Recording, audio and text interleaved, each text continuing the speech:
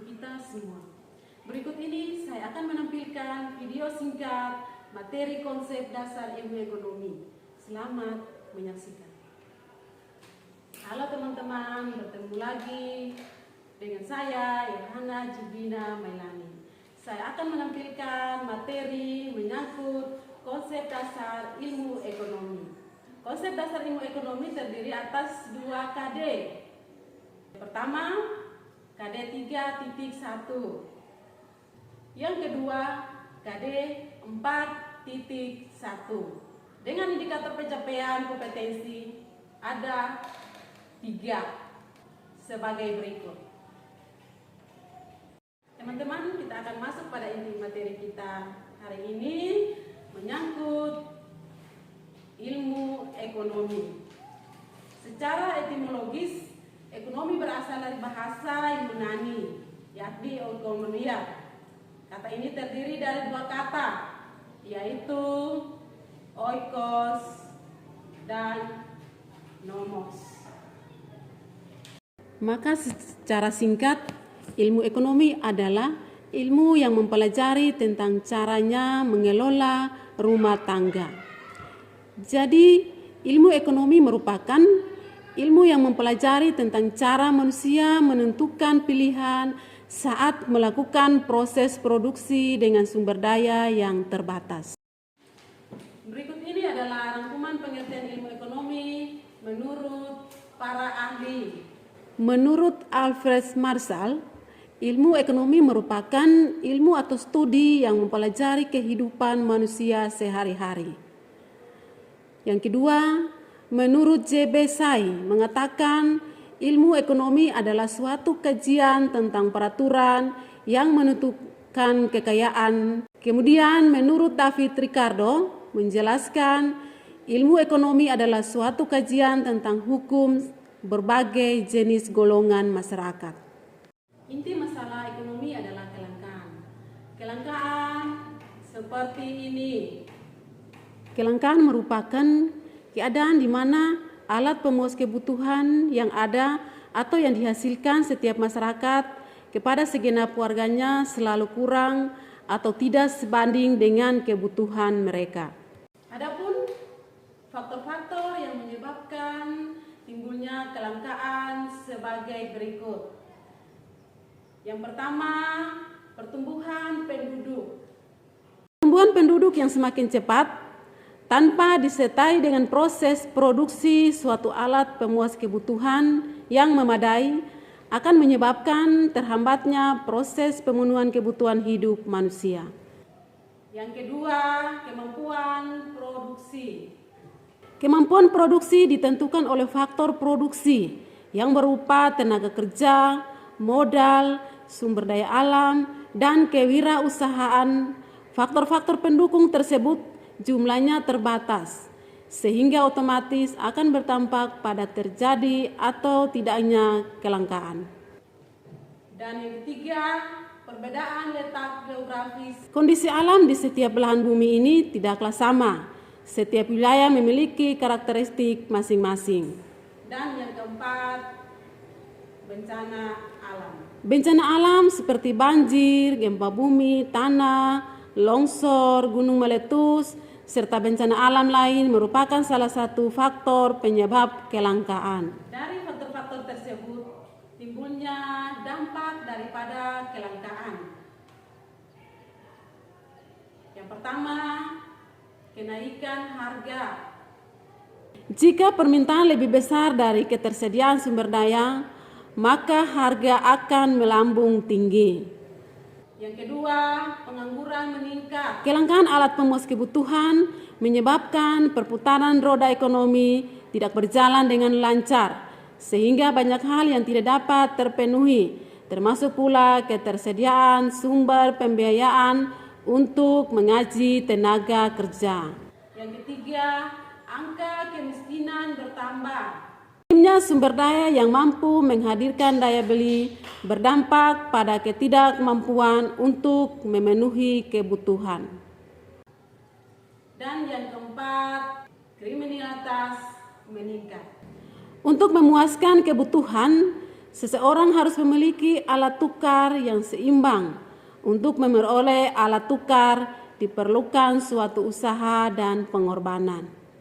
Dari dampak tersebut, bagaimana cara kita mengatasi kelangkaan? Cara mengatasi kelangkaan seperti di samping ini. Untuk memenuhi kebutuhan hidup, manusia perlu membuat perencanaan. Perencanaan ini disusun berdasar prioritas dari mulai yang penting hingga kebutuhan yang tidak penting. Meski hasil alam ini berlimpah, namun jika pemanfaatannya tidak dibatasi, maka lambat laun akan menipis dan kemudian habis. Manusia diharapkan bijak dalam memanfaatkan sumber daya alam ini. Setiap hari, ribuan pohon ditebang untuk memenuhi kebutuhan hidup produksi kertas. Bukan hanya itu saja, kayu-kayu keras juga banyak ditebang, kemudian diekspor sebagai barang mentah. Penebangan hutan secara besar-besaran akan membuat yang menjadi habitat hidup pohon ini akan menjadi gundul dan gersang. Dampak yang terjadi dari kondisi ini adalah bencana alam, seperti banjir, tanah longsor, dan kurangnya kandungan air dalam tanah. Ada dua jenis sumber daya alam di bumi ini, yaitu sumber daya alam yang dapat diperbaharui dan sumber daya alam yang tidak dapat diperbaharui. Sumber daya alam yang tidak dapat diperbaharui persediaannya terbatas, sementara kebutuhan manusia tidak terbatas, maka diperlukan sumber daya alternatif sebagai pengganti sumber daya ini.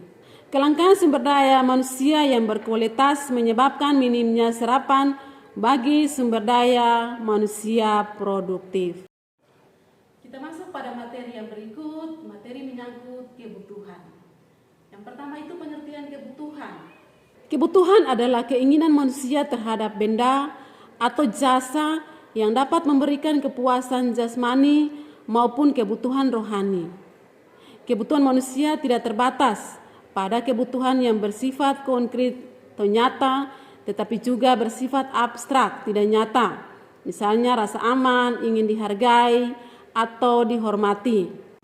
Kebutuhan primer adalah kebutuhan yang harus dipenuhi agar manusia dapat mempertahankan hidupnya. Supaya dapat hidup, manusia harus makan, minum, dan berpakaian. Selain itu, manusia juga memerlukan tempat tinggal atau rumah. Kebutuhan primer juga disebut sebagai kebutuhan alamiah. Dari pengertian kebutuhan tersebut, ada beberapa faktor yang menyebabkan kebutuhan manusia. Faktor yang pertama, faktor yang kedua, faktor yang ketiga, dan faktor yang keempat.